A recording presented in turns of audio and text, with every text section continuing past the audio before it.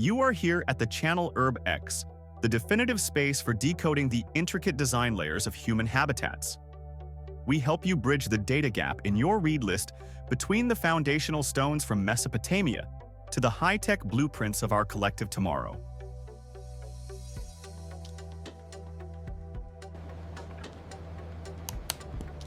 UrbX explores for you how we are planned, how we are built, and how we will thrive. This is UrbX. Top 5 well-planned cities in Europe remade by the project REALLOCATE. What if I told you that some of Europe's most beloved cities, the ones tourist queues for hours to walk through, weren't beautiful by accident? They were designed that way, block by block, street by street, decision by decision. And right now, 10 European cities are doing it again. They're tearing up the playbook of the last 70 years, the one that handed our streets over to cars, and rewriting it for people, for bikes, for trees, for kids who want to play outside. Let's walk through the top 5 well-planned cities in Europe and take a look on how a single EU project, called REALLOCATE, is quietly reshaping all of them. Before we get to the rankings of the cities, you need to know what is REALLOCATE all about. Check out the video description for our exclusive reel on the project, REALLOCATE on Instagram.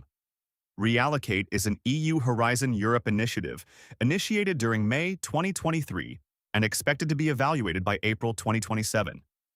The mission is simple but radical. Take street space that's currently dominated by cars and reallocate it to walking, to cycling, to greenery, to community. The numbers tell the story. 10 mission cities across Europe. 15 urban pilots in neighborhoods that are currently unsafe or unwelcoming. And the goal? A 55% cut in transport emissions by 2030, which is a major transformation for cities. And the cities we are about to see are the ones leading it. We're counting down from number 5. Walking in Heidelberg could make us feel like walking through a postcard, but what most visitors don't realize is that Heidelberg is one of the most quietly progressive cities in Germany when it comes to urban planning. It's compact. It's a university town, full of young people on bikes. And it has a network of pedestrian and cycling priority routes that weave between the historic landmarks like a circulatory system. REALLOCATE is helping Heidelberg take this further. The pilot here is called a low-carbon Altstadt. Altstadt means old town or a historic city center. The city is redesigning Bergheimer Straße and the streets around its schools, narrowing car lanes, widening pavements, planting greenery, and calming traffic. The result? Kids can walk to school. Residents reclaim the street as a place to be, not just a place to drive through. Small city, big ideas. Number 4, Gothenburg. Gothenburg is Sweden's second biggest city with a different challenge. Gothenburg is a port city. Its identity is built on shipyards, cranes, and industrial harbor fronts. But all of that infrastructure was designed for trucks and cars, not people. Now, the city is rewriting its waterfront. The REALLOCATE pilot here is called a Safe Green Frihamnen. Frihamnen is a former harbor district that's becoming a brand new neighborhood. And crucially, it's being designed from day one as a shared street environment. Cycling, micromobility, walking, all prioritized over private cars. What makes Gothenburg fascinating is that it's also a data city. The pilot uses real-time monitoring to measure what works, what doesn't, and how people actually behave. That data is going to seed the playbook for other Nordic cities to follow. Number 3. Lyon. Lyon is a UNESCO World Heritage City, but don't let the history fool you. This is one of the boldest cities in France when it comes to active mobility. The metropole has been investing heavily in cycle lanes and quay redesigns for years. They've removed lanes of traffic along the Rhône and Saône rivers and turned them into linear parks.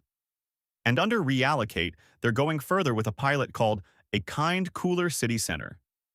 The focus is the Presqu'île, that beautiful peninsula between the two rivers. Lyon is removing through traffic, planting trees, and installing safe cycle links. And here's the clever part. This isn't just about emissions. Lyon, like every European city, is getting hotter. Trees and shaded streets cut summer temperatures and CO2 at the same time. 2 problems. 1 intervention. Number 2. Utrecht.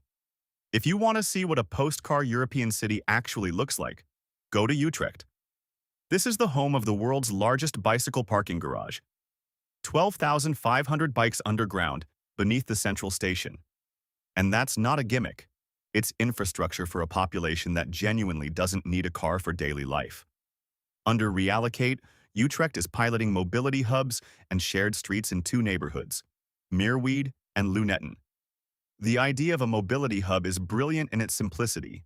Instead of every household owning a car, you have a single location with shared e-bikes, shared cars, and great public transport links.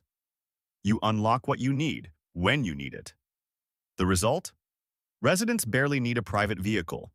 The space cars used to occupy becomes housing, parks, and play areas instead. Number 1. Barcelona.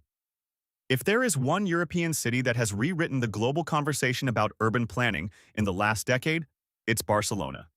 And the reason is one word: superblocks. Here's the concept. Take a 3x3 grid of city blocks. Close most of the internal streets to through traffic. What you've just done is reclaim 60 to 70% of that street space that used to be parking, lanes, and noise, and given it back to people, to kids, to benches, to planners, to outdoor cafes. It works. Air quality goes up. Noise drops. Property values rise. Kids play in streets where they couldn't even cross safely before.